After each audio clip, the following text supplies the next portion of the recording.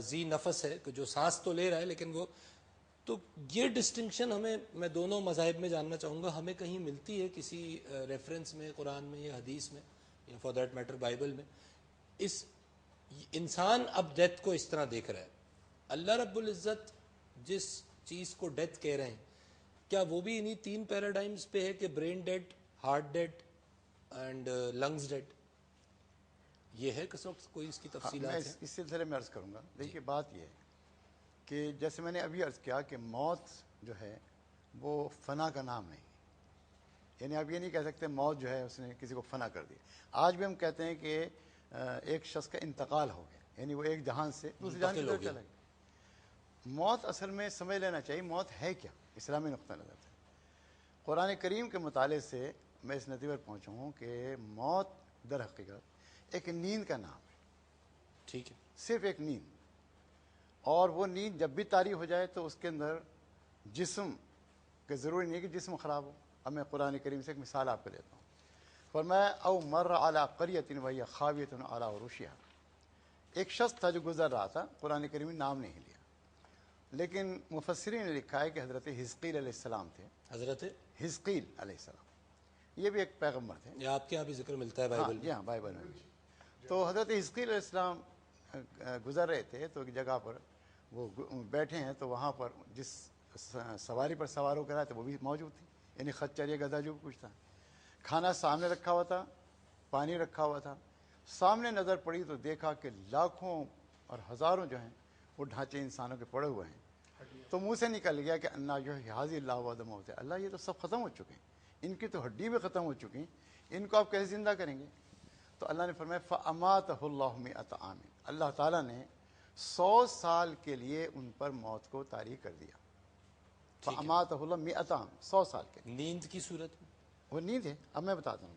کیونکہ اصحاب کہف کا بھی یہاں پہ ابھی اب ان کو سلا دیا گیا 100 سال کے لیے اور 100 سال کے بعد ثم بعث پھر ان کو اٹھایا گیا ٹھیک ہے تو اللہ نے پوچھا قال کم لبثت حزقیل کتنے دن سوتے رہو گے تم قال لبثت یوما و بعض یوم شاید میں آدھے دن یا پورے دن سوتا رہوں گا ٹھیک ہے تو اب اللہ تعالیٰ فرماتے ہیں کہ ذرا اپنے کھانے پینے کی طرف تم دیکھو 100 سال گزر چکے ہیں کھانا اسی طرح سے گھر میں جو 100 سال پہلے تھا ٹھیک ہے پانی اسی طرح صاف ستھرا اس سے پہلے تھا نقطہ کیا ہے مولانا صاحب اچھا اب میں بتاؤں کہ اس کے بعد اس کو پھر ان کے جو خچر تھا اس کو بھی زندہ کیا اور اللہ نے فرمایا کہ جس طرح سے ہم ان تمام چیزوں کو زندہ کریں گے اسی طریقے سے قیامت کے دن ہم سب انسانوں کو زندہ کر دیں گے جو نقطے کی بات میں آپ سے عرض کرنا چاہتا ہوں کہ موت جو ہے وہ فنا تو انہوں نے نہیں کیا 100 سال تک وہ سوتے رہے اور سو کر اٹھے تو انہوں نے کہا جی میں تو دن یاد ہے دن یا جیسے اصحاب کہف کا واقعہ جی 309 سال تک وہ سوتے رہے ہیں اور جب اٹھے ہیں تو ان کو فوراً بھوک اور پیاس بھی لگنے لگی اور اس کے بعد جب ان سے پوچھا کہ وہ کتنے دن سوتے رہے کہا لبثت یوما و بعض یوم تو یعنی ان دونوں مثالوں سے پتہ چلا کہ موت ایک نیند ہے دین یہ کہہ رہا ہے اب میں اس کی اور وضاحت بائبل بھی یہی کہہ رہی ہے کرسچینٹی ہمیں یہی بتا رہی ہے کہ موت کسی قسم کی نیند ہے جی بالکل جی اچھا کس طرح بائبل مقدس یہ بتاتی ہے کہ موت ایک ایسی نیند ہے کہ جب آپ کا وہ وقت پورا ہو جائے گا اور آپ پھر دوبارہ اٹھائے جائیں گے کھڑا کیے جائیں گے جی بدن میں ٹھیک ہے تو وہ وقت وہ ہوگا کہ جب آپ کو رب العزت کو حی القیوم کو خدائے قدوس کو حساب دینا ہوگا آغا صاحب موت نیند ہے اب یہ تو ایک نیا پرسپیکٹو یعنی نیا ان دا سینس کے لوگوں کے پوائنٹ آف ویو سے ناظرین کے قرآن کہہ رہا ہے حدیث کہہ رہی ہے آپ کس طرح دیکھیں گے اس کو یہاں تو حتمی موت کی بات ہی نہیں ہو رہی کوئی شخص دیکھیے اگر ہم مذاہب عالم کی بات کریں تو دنیا کے تمام مذاہب کو اٹھا لیجئے یہودیت کو لے لیجئے عیسائیت کو لے لیجئے اسلام کو لے لیجئے بدھ مت کو لے لیجئے ایون ہندوازم کو لے لیجئے تمام لوگ حیات بعد الموت کے پر ایمان رکھتے ہیں ٹھیک ہے تمام اگر ہم اس کو اپروکسیمیٹلی پوری دنیا کی آبادی پر محیط کریں تو شاید یہ 87% آبادی بنتی ہے جو حیات بعد الموت پر یقین رکھنے ٹھیک والی ہے صرف ایک ایتھیسٹ ہی ہے جو نہیں رکھتا جو کہتے ہیں جی جو کچھ ہے یہی باقی سب رکھتا ہے کسی نہ کسی حوالے سے رکھتا ٹھیک ہے ہے جہاں تک کرسچینٹی کی بات ہوئی اگر آپ اس کو ٹیکنیکلی دیکھیں تو میں ایک مثال دوں آپ کو کہ ایک شخص ہے جو شدید طور پر بیمار ہے، کینسر میں مبتلا ہے، دونوں پھیپھڑے ختم ہو گئے ہیں، لیکن وہ آہستہ آہستہ سانس لے رہا ہے اور شدید تکلیف میں ہے، اس کا کوئی ٹریٹمنٹ نہیں ہے۔ کوئی بھی شخص اس کے لیے دعا کرتا ہے تو وہ دعا کرتا ہے کہ یا اللہ اسے سکون بخش دے، اس کو اس تکلیف سے نجات دے دے۔ میں دراصل جو بات کہنا چاہتا ہوں موت کے حوالے سے لوگوں تک، کہ موت جو خوف ہم نے بنا لیا ہے، یہ موت خوف نہیں ہے، بلکہ ہم بھی اپنی پریکٹیکل زندگی میں یہ کرتے ہیں کہ جب کوئی شخص ناقابل علاج ہوتا ہے، لا علاج ہوتا ہے، ہم اس کے لیے دعا کرتے ہیں کہ یا اللہ اسے سکون بخش دے۔ اور سکون کیا بخش دے؟ کیا وہ موت کے علاوہ بھی کسی اور چیز کی دعا کر رہے ہوتے ہیں؟ نہیں، موت سکون ہے، اور میڈیکلی بھی، ٹیکنیکلی بھی، مذہب کے حوالے سے بھی موت صرف سکون کا نام ہے۔ اس سکون کو آپ نیند کا نام دیجئے، آپ اس کو مذہب کے اعتبار سے کسی اور چیز کا نام دیجئے، لیکن یہ بات طے کر لیجئے کہ موت سکون کا نام ہے، موت زندگی سے فرار ہے، لیکن موت آسانی ہے، موت سکون کے بعد ایک ایسی نئی زندگی کی ابتدا ہے جو 87% لوگ یقین رکھتے ہیں۔ اچھا، نیند والا اینگل میں صرف یہ چاہوں گا، کوئی میڈیکل سائنس کوئی ایسی ایکسپلینیشن ہمیں دیتی ہے آج کہ جس سے، کیونکہ میں یہ نہیں کہہ رہا کہ ہم ریلیجس ڈاکٹرائنس کی ایکسپلینیشن سائنس سے مانگیں، سائنس طفل مکتب ہے، لیکن ہیونگ سیڈ دیٹ ہم آج چیزوں کو جس انداز میں سمجھنے کے عادی ہیں، قرآن ہمیں دعوت دیتا ہے فلا تعقلون فلا تتفکرون، فکر اور غور کرنے کی۔ میں اس اینگل سے، میں دین پہ سوال اٹھائے بغیر یہ بات کر رہا ہوں کہ میڈیکل سائنس اس نیند والی فلسفی کو کسی انداز میں ریلیٹ کرتی ہے موت سے؟ دیکھیں، میڈیکل سائنس میں ایک ہی چیز کہلاتی ہے سسپینڈڈ اینیمیشن، جس میں ہوتا یہ ہے کہ سانس، دل کی دھڑکن بالکل رک جاتی ہے اور کافی طویل عرصے تک رکی رہتی ہے، اور جو بھی انسان ہے وہ مرا ہوا نہیں ہوتا۔ یہ یوگی لوگ اس قسم کی کیفیت اپنے اوپر طاری کر لیتے ہیں، تو یہ تو ایک ٹیمپرری کیفیت ہوتی ہے جو ریورسبل ہوتی ہے، اور ان کو پھر ہم ریوائیو کر کے واپس لا سکتے ہیں۔ اور ایسے واقعات ہیں کہ جو 5 منٹ کی جو لیگل حد ہے اس سے بیونڈ کافی گھنٹوں تک بھی لوگ جو ہیں ان کی نہ نفس تھی نہ ان کی سانس تھی، اور وہ پھر دوبارہ پرانے حیات زمانے میں کے آ گئے۔ یوگیوں کے تو 100 سال پرانے واقع ملتے ہیں کہ جی 100 سال حب سے دم جی ہاں، کیا، سانس پلٹ لی اور اس کے بعد وہ رہے، واپس آ گئے۔ واپس آ گئے۔ تو یہ کیفیات ہوتی ہیں، لیکن یہاں جو ڈسکشن ہو رہا تھا میڈیکل اس سے ہے کہ قرآن حکیم میں خود کہا گیا کہ بلا قادرین علی ان نسویہ بنانا، تو ہم جو ریکنسٹرکٹ کیے جائیں گے، ہم اسی جسم میں دوبارہ لوٹا دیے جائیں گے، اور یہی ہمارا جسم ہوگا جس کی ایگزیکٹنس اتنی ہوگی کہ ہمارے جو فنگر پرنٹس ہیں وہ بھی وہی ہوں گے جو ہیں، ٹھیک ہے، تو وہ تک نہیں چینج ہوں گے، تو welcome back to this body. تو ٹیمپرلی ان کو پریشان، ان اجزاء کو پریشان کر دیا جاتا ہے، پھر ان کو دوبارہ ترتیب میں اچھا مجھے لا وقفہ دیا لینا ہے، جائے گا۔ لیکن تو میں یہ آپ سے ضرور پوچھوں گا اس وقفے کے بعد کہ جب ہم کہہ رہے ہیں کہ یہ جسم ڈس انٹیگریٹ ہو جائے گا، اور یقیناً اللہ رب العزت ہر چیز کرنے پہ قادر ہیں، لیکن کوئی عقلی آج انسان اس کا کوئی گیدر کر سکا ہے اس کو کہ یہ ہوگا کیسے؟ It's a very interesting point to note actually, اور ظاہر ہے ناظرین آبجیکٹو اس پوری ڈسکشن کا، اس اوپننگ ڈسکشن کا موت کو سمجھنا ہے کہ موت ہے کیا، اور اس ڈسکشن میں کئی جگہوں پہ جب ہم سوال اٹھائیں گے تو وہاں سوال اٹھانے سے مراد صرف اس چیز کو عقلی اور شعوری طور پہ سمجھنا ہے، ورنہ جو کچھ ادیان میں کہہ دیا گیا ہے وہ یقیناً جو اس دین کا ماننے والا ہے اس کے حوالے سے وہ حتمی ہے۔ وقفہ لیں گے، ہمارے ساتھ ہی رہیے گا۔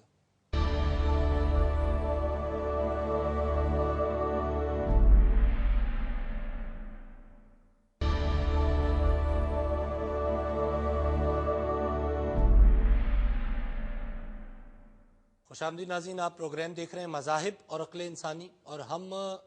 موت کے حوالے سے آج اپنے اس پہلے ایپیسوڈ میں ڈسکشن کر رہے ہیں۔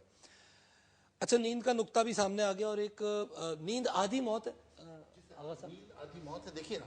جو حواس خمسہ کی بات کی گئی،